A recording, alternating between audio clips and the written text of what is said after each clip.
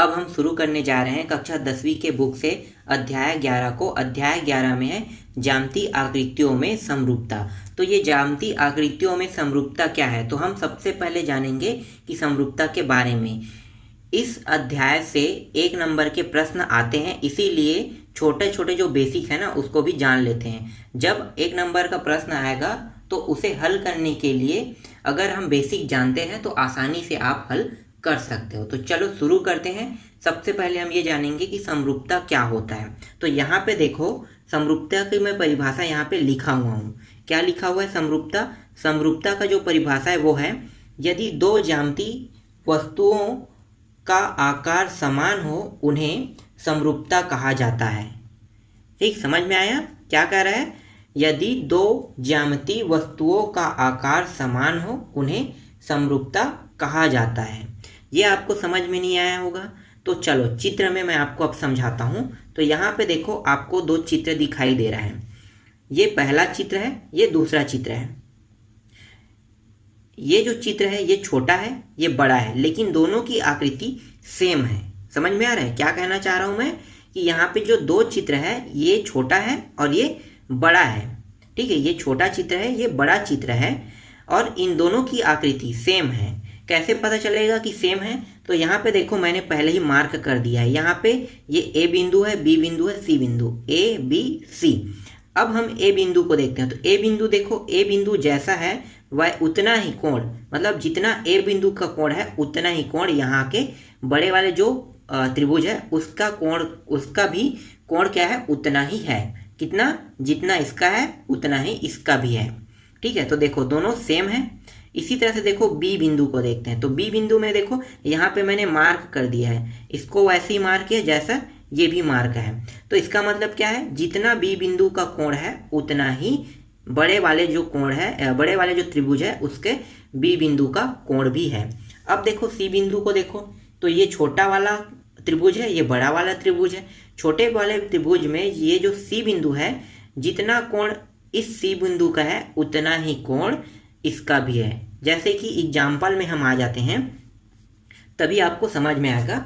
Example में आते हैं तो मान लो मैं इसे 50 रख लेता हूँ। ठीक है, ये कितना हो गया?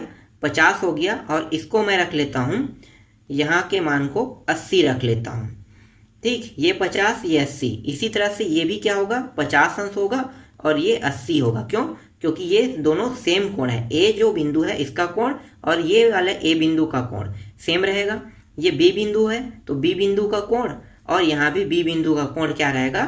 सेम रहेगा। तो दोनों का कोण सेम रहता है। समझ में आ रहा है? दोनों का कोण सेम रहता है। फिर यहाँ पे ये 50 हो गया और ये भी 50 हो गया। तो ये सी बिंदु है, इसका भी 50, इसका भी 50। तो देखो सभी का जो कोण है वो क्या है? सभी का कोण बराबर है। अभी जो हमने परिभाषा पढ़ा है ना, वो यही बताना चाह रहा था आपको कि ये जो त्रिभुज है, चाहे वो छोटा हो या बड़ा हो, ठीक है, ये छोटा त्रिभुज है, ये बड़ा त्रिभुज है, लेकिन इनके जो कोण है ना वो समान होने चाहिए। तभी क्या होगा? वो समरूप होगा। समझ में आ रहा है? तभी वो क्या होगा? समरूप होगा। इसीलिए मैंने यहाँ पे लिखा हूँ, देखो, आकारों के बीच का अनुपात, आकारों की बीच का अनुपात क्या होता है? समान होता है। आकारों के बीच का जो अनुपात है वो समान होगा। इसका मतलब क्या है? अगर मान लो भुजा है, पैमाना का जिक्र है, मैं इसको आपको बाद में समझाऊंगा, पहले आप इसी बस को समझो। ठीक है, तो इससे प्रश्न कैसे बनते हैं इसे भी देख लेते हैं। तो पहला जो प्रश्न है यहाँ पे देखो, मतलब प्रश्न जो बन सकते हैं और जो एग्जाम में आते हैं, तो कैसे प्रश्न आ सकता है और उसका उत्तर क्या है, तो इसे देखो। तो यहाँ पे है, 2 समरूप त्रिभुजों के संगत कोण समान होते हैं। ठीक है, 2 समरूप त्रिभुजों के संगत कोण समान होते हैं। अभी मैंने आपको समझाया, क्या समझाया? कि 2 त्रिभुज है, ये पहला त्रिभुज है, ये दूसरा त्रिभुज है, लेकिन ये छोटा है, ये बड़ा है। ठीक है, ये छोटा त्रिभुज है, ये बड़ा त्रिभुज है। तो छोटे त्रिभुज में देखो ए बिंदु का मान 50 है, तो यहाँ भी ए बिंदु का मान कितना है? 50, मतलब कोण का मान। यहाँ पे बी बिंदु है, इसका कोण 80 है, तो यहाँ पे बी बिंदु का कोण कितना होगा? 80 होगा। इसी तरह से सी बिंदु यहाँ पे है, तो सी बिंदु का कोण कितना है? 50 है, और यहाँ पे सी बिंदु का कोण 50 है। इसका मतलब क्या है?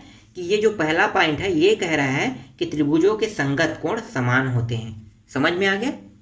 ठीक है, आगे बढ़ते हैं, दूसरा पॉइंट देखते हैं। दूसरा पॉइंट क्या कह रहा है? दो समरूप त्रिभुजों के क्षेत्रफल का अनुपात उनके संगत भुजाओं के अनुपात के वर्ग के बराबर होता है। मतलब ये कहना चाह रहा है कि मान लो ये छोटा त्रिभुज है, छोटा त्रिभुज है तो भुजा भी छोटा रहेगा। तो अगर इसका भुजा 4 दिया हुआ है, ये छोटा त्रिभुज है तो भुजा छोटा होगा, स्वाभाविक बात है। लेकिन कोण में कोई बदलाव नहीं होगा, सिर्फ किसमें बदलाव हो रहा है? भुजा में। तो भुजा में इसका क्या हो गया? 4 हो गया, लेकिन इसका भुजा क्या है? 5 है। ठीक है, इसका भुजा 4 है, इसका भुजा 5 है। अगर मैं इसका वर्ग कर देता हूं तो ये क्या होगा? इनके जो अनुपात मतलब भुजाओं के अनुपात के वर्ग के बराबर होगा। कहा है तो इसका वर्ग कर दो, तो ये हो गया 4 अनुपात 5 आ रहा है, इसका वर्ग करेंगे 4 चौक कितना होगा? 16 और 5 पंचे 25 होगा। तो ये आ गया 16 अनुपात 25 यहाँ पे प्राप्त हो रहा है। ये समझ में आया? भुजा छोटा बड़ा हो सकता है, समरूप त्रिभुज में भुजा छोटा बड़ा हो सकता है, लेकिन कोण में कोई भी बदलाव नहीं होगा।